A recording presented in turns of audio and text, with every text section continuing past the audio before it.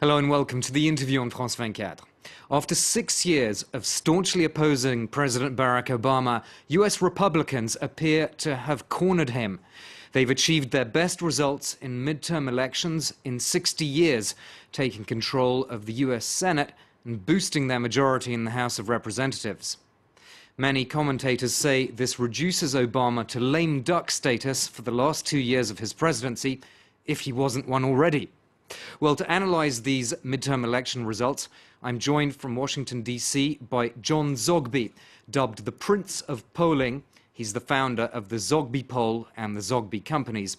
And if you've watched The West Wing or House of Cards, you'll no doubt be familiar with the Zogby Poll. Thank you so much for joining us on the interview. Thank you. I want to start by asking you about this 6-year itch that quite a few American presidents have suffered from in the past. Do you think there's something about the Obama 6-year itch that is different, though?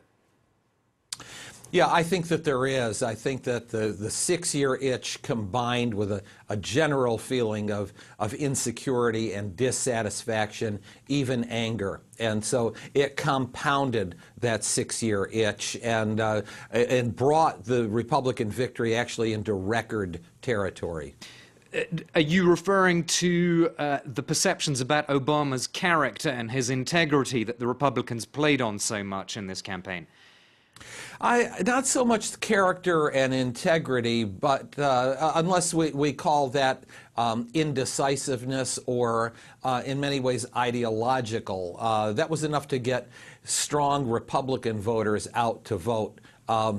But other than that, I mean, what made the defeat for the president so resounding was this air of insecurity and the fact that Republicans only needed one story, which is we are not the party of Obama, and the Democrats just did not counter it with their own story.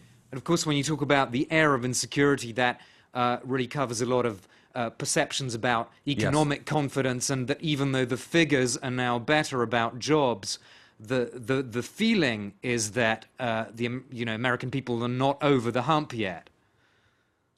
That's absolutely correct. The economy is growing actually fairly impressively, and the numbers of new jobs being created are solid. But real wages are going down. The American dollar isn't buying and going as far as it used to for the American consumer. So there is still a pervasive lack of confidence in the economy. Just to go back to an earlier point about the Democrats' message, or rather that they didn't essentially have one. I mean, I think that's pretty much what you're saying. Is that really their failing? Because they could have surely come up with some kind of narrative even while distancing themselves from Obama.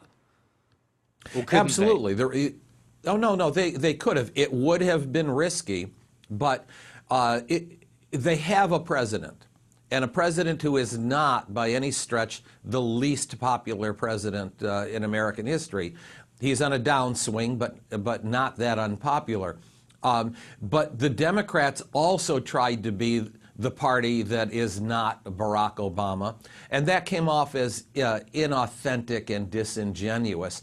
The reality is their story could have been the economy is improving, there are more people that are better off than they were, there are more people who are receiving health insurance than ever before, and America has extricated itself from two nearly impossible wars under Barack Obama's watch. Now, that would not have played to the general body of voters, but it could have played to the Democratic base, and they decided not to do that.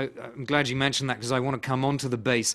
Is there any evidence so far that the Democrats have lost some ground within their base with Hispanics, with African Americans, and with those young people who voted so massively for Barack Obama in 2008?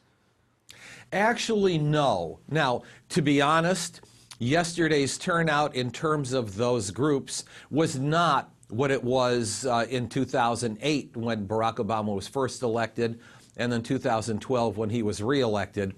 But off-year congressional elections are really not like presidential elections. So if we compare it to 4 years ago, 2010, there are actually a slightly greater number of younger voters. There were considerably more African Americans, and Hispanics were about the same as they were. So no indication whatsoever that the Democrats have lost anything among these groups in a typical off-year election, or for that matter, that the Republicans gained with any of these groups. Right, so this is not pointing us towards a particular result in the next presidential election, and indeed the demographic trends, you would argue, are actually going against the Republicans long-term, aren't they?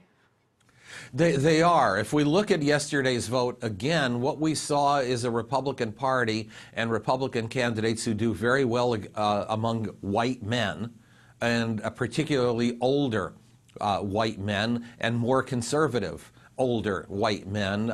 Now they pick up their share then of other voters who are disaffected, disillusioned by the current status of President Obama.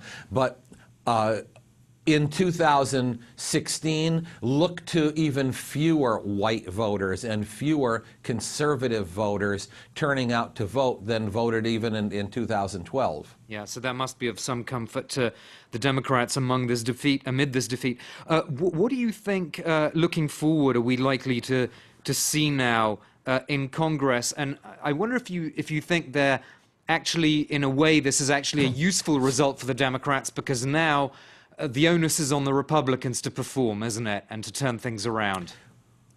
It really is. The Republicans now unequivocally control Congress, and the pressure is upon them now to perform. And there are some things that simply have to be done, that both parties need. Immigration reform, particularly as it impacts the Hispanic population. Democrats have to get it done as a promise to a key constituency. Republicans have to get it done because they cannot go into 2016 considered a pariah to Hispanics. I think trade policy, you see the president and Republicans more aligned on international trade than the president and his own Democrats. I think you'll see some tax reform as well and some spending on infrastructure.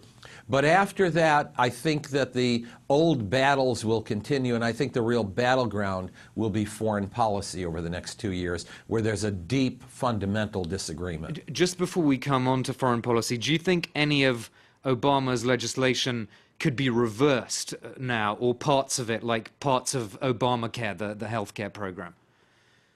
You know, once the good Lord gives, the good Lord is the only one that can take away. And so essentially you have an expansion of the Affordable Care Act, health insurance, Obamacare as we call it. You have vows now by the Republican leadership that they will not repeal it. That would be much too dangerous to do. Now, to mend it, to fix it, that's frankly what the Congresses are supposed to do. That's what we saw all over the years with Social Security and Medicare for health care for elderly.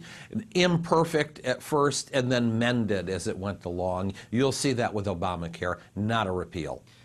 So you mentioned at least a couple of areas where there might possibly be room for compromise between Obama and congressional Republicans on free trade and immigration, perhaps. But foreign policy, you think, is going to be a major sticking point. So tell us more about that.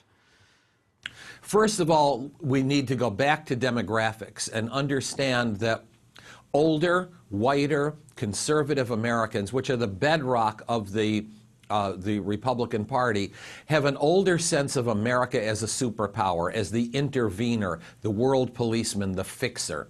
And so you will see leading Republicans of all stripes, conservatives like the new leader Mitch McConnell, militarists like John McCain, pushing for stronger military involvement in the Middle East and stronger stance against Russia, Vladimir Putin. Democrats draw from... Going against that, how powerful will the countercurrent be from the right of the party and the Tea Party Republicans, who presumably would not welcome America as sort of world policemen?